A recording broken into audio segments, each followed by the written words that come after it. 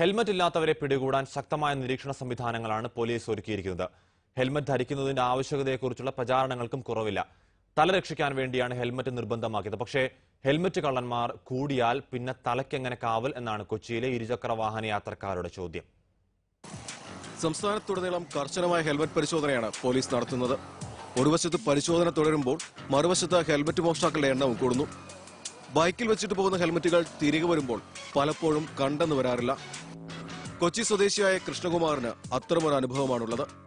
വൈറ്റിലയിലെ ഒരു പ്രമുഖ ഹോട്ടലിന് മുന്നിൽ ബൈക്കും ഹെൽമറ്റും വെച്ചിട്ട് കൃഷ്ണകുമാർ ഹോട്ടലിനുള്ളിലേക്ക് പോയി.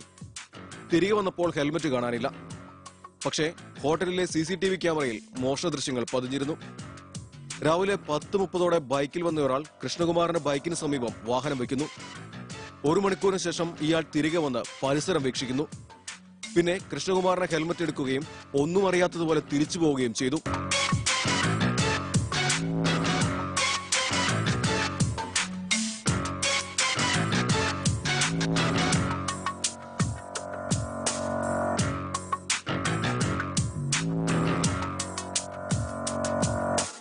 ബൈക്കിൽ ഹെൽമറ്റ് വെച്ചിട്ട് പോകുന്നവർ സൂക്ഷിക്കുക. തിരിച്ചു വരുമ്പോൾ ഹെൽമറ്റ് കണ്ടില്ലെന്ന് വരാം. മോഷ്ടാക്കളും സൂക്ഷിക്കുക. മോഷണ ദൃശ്യങ്ങൾ ഒരുപക്ഷെ നാട്ടുകാരും കണ്ടെന്ന് വരാം. ഏഷ്യാനെറ്റ് ന്യൂസ്, കൊച്ചി.